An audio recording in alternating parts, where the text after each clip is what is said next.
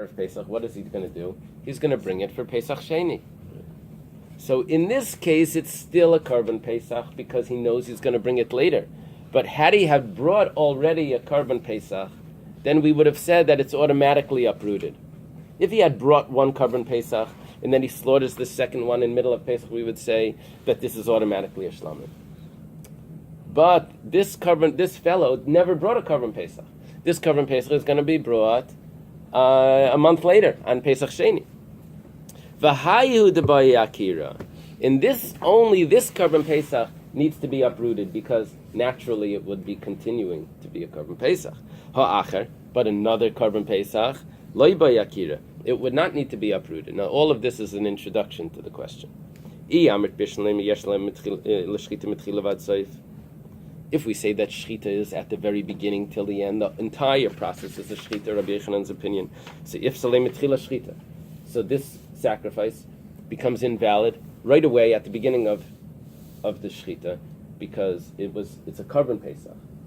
And he begins shechting it, becomes invalid. There was no Shechita here. You never shechted a Karban at the time that you had Chametz. But if we say Shechita is only at the end, even the Shachet Bapurta, when you began slaughtering this Karban Pesach, Itchilei Pesach. It's not a Karban Pesach anymore. Once the neck begins to be severed, and it's not Shechita yet, because the Shechita is only at the end, do you have a Karban Pesach that you're going to hold for a month? It's okay for the Karban Pesach to have a mum? It's going to be a problem. It's going to be a problem. This Karban, whether it's a mum, but it's not going to last for a month. so idach ki kashachet shlamim kashachet. When you finish the shechita, you have a clear shlamim. This is not a Karban Pesach anymore. So that's a proof that it must be that the shechita is the whole time. Because if the shechita is only at the end, then why are you saying this is a case where it would be a Karban Pesach until you uproot it? What do you mean until I uproot it? Automatically, I start the shechita.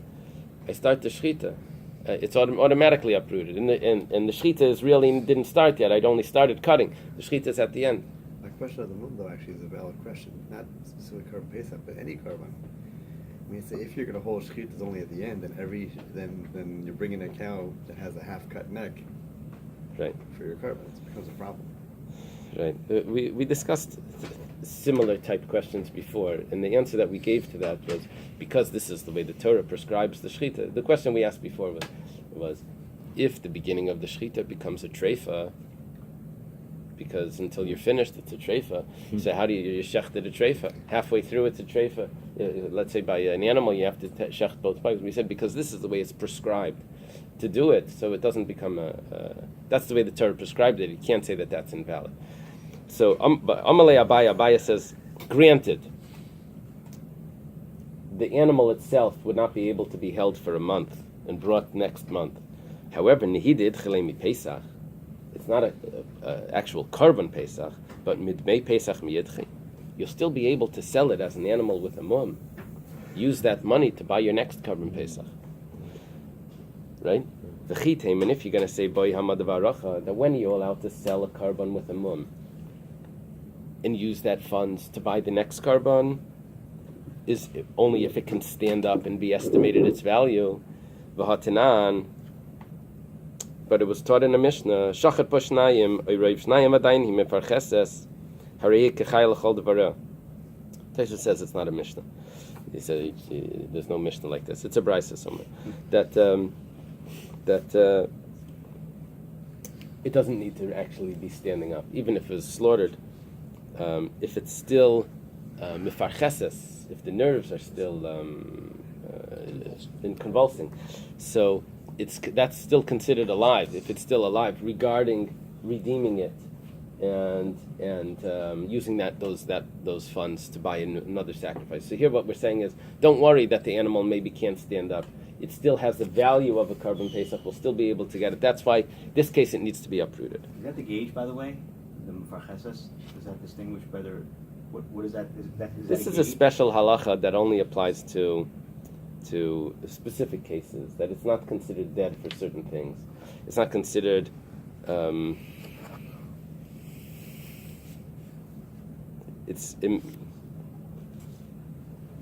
it's considered food already at that point, but it's not considered a nevela at that point.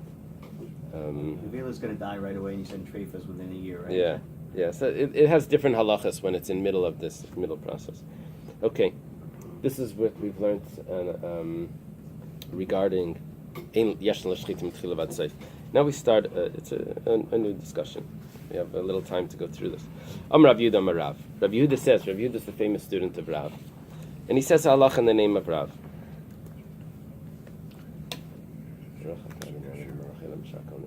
Amen. As we go through the next Gemaras, there's several opinions on how to explain each thing. Let's see. If you shecht in 3 different places, 2 or 3 places, what's the problem? No, he asked me a question. I remember you saying in a previous... What's the difference between nevela is going to die right away and trefa within a year, you said, Yeah, right? and nevela means that there was a problem with the slaughtering. It wasn't slaughtered correctly, or maybe it wasn't slaughtered at all, and it's dead. A trefa means So that it's it already was been- slaughtered. It was slaughtered, and when you open it up, you see that it had some sort of illness. So it's post facto. So a trefa was slaughtered, a nevela was not slaughtered, or if it was slaughtered, there was a problem with the slaughtering. It's not considered slaughtered, and the difference is, does it give off impurity? Both of them we can't eat, but does it give off impurity? If it was slaughtered, there's no impurity. It was a sick animal, but there's no impurity. If it was not slaughtered, it was shot or something. Roadkill. Yeah, then I'm it's sorry, so you said say it again. So nevela, what's the a difference? nevela means that it wasn't slaughtered, It wasn't slaughtered. or at least wasn't slaughtered properly. Died some way. Right. And the trefa is, it would have died if I didn't slaughter it, but I just happened to have slaughtered it, and so the slaughtering takes away the impurity. So if someone shechts an animal in 2 or 3 places, the way that Rashi is learning it is, here's the animal. He starts shechting. You shecht over here. You shecht over there. Okay. Now the question is, where did you have the majority here? The Gemara is going to explain it. That we would like for the. I'm giving you the what's it called when you spoiler alert, right? We would like for the neck to open up to see the cut. The problem is that every time you slice it, it sort of opens a drop. So you slice it on the other side, it opens a drop. So when you do the big slice in the middle, what's going to happen is that because it was sliced on the side, it's going to be a little bit closed because of those 2 slices on this. It won't open up the same way that if it was just 1 slice. So that's one of the interpretations. There's other interpretations are that you're cutting it here, then you're cutting it a little bit there, then you're cutting it a little there. So you are cutting it in 3 different places, and you're either cutting it around, but it's not opening up because you're cutting it on different rings of the neck. Okay, so you didn't do 1 cut. Rav says it's kosher. Ki amrisa kamei de Shmuel. This is very common because Rav passed away, and Rav Yehuda is still a student. He goes to study by Shmuel, but he was one of the most important students by Rav. Now he goes to Shmuel, and he would say over the teachings of Rav to Shmuel. And Amar li, Shmuel responds, "Binan shchita mefaras v'leka." You need to open up the neck. It needs to mefaras. What's the translation of mefaras? It needs to be visible or clear. That's it. Clear. It needs to be. It needs to be clearly open. Discernible incision. Okay, it needs to be discernible. Beleka, you don't have it.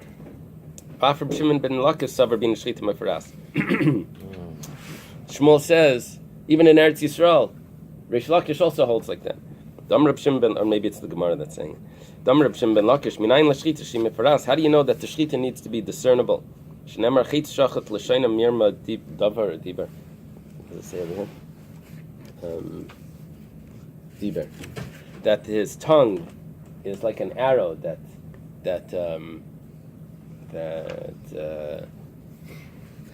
pierces. Now, the way an arrow pierces is that it doesn't hit back up and then come back to slice again. It goes in and it makes this big gash, and so that's what we're saying, that the shechita needs to be done like that. He uses the term shachad. Okay. Masav Rabbi Lazar. Rabbi Lazar has a question. If two people are holding a knife and shechting, even if one is above and one is below, shchitas ksheira, the shchita is kosher. Amai, why is it kosher if there's two people shechting? Haleka shchita mefayras. You don't have it. It's not going to open up the same way if the two people are shechting at different locations. Rabbi Yirmiyah says, Mishnaseinu b'sakin echad b'shnei b'nei adam. You thought that when we said there's two people holding a knife in shechting, that there's two people holding each his own knife in shechting. And then it's not going to open up. And we said it's kosher. So it's a problem with Shmuel that's claiming that it's not kosher if there's two gashes. That's not the case. Rabbi Yirmiyah says the case is that it's one knife. And there's two people holding a knife means two people holding one knife in shechting. Amalei Rababa, Yihachi. If that's the case,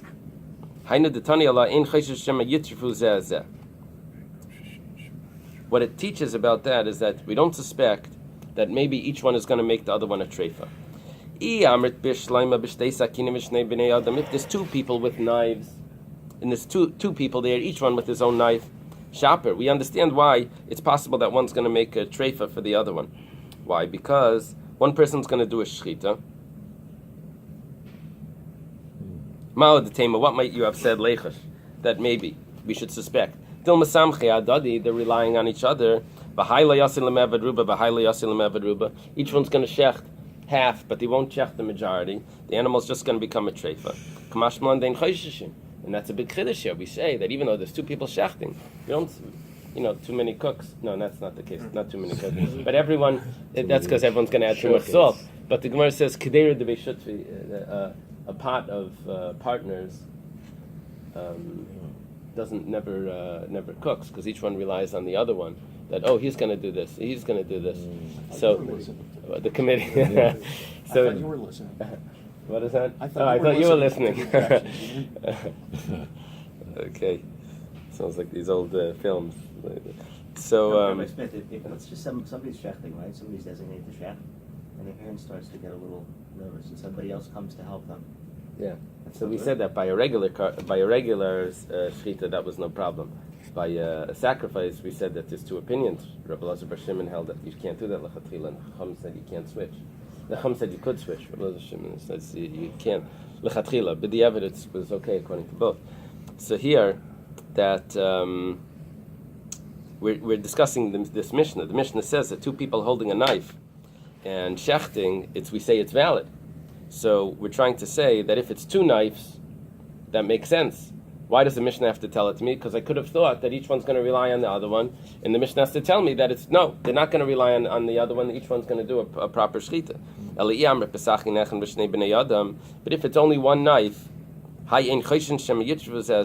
this concern that each one may make a treifa, that's a concern if they're holding one knife. How each one's going to make it a treifa? They're holding the same knife. They see what they're doing. Maybe each one's going to press for the other one. That could be an issue. If two people have a knife, maybe one is going to move it downward in motion. The other one's going to have to get it back into position. He's going to have to press, because it's on a fulcrum. What's it called? And an angle.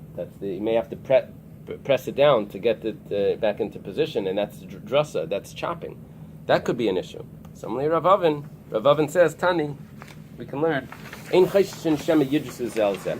learn that we don't suspect that maybe there's going to be chopping. Okay, so we've resolved the Mishnah that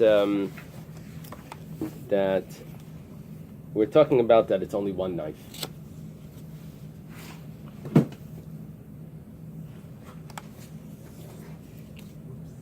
Guess I'm going to have to stop here. Okay, falling behind. On attendance. On Monday next week, you'll have a lot of that's good. Next week, Monday, you'll have a lot of extra time to learn.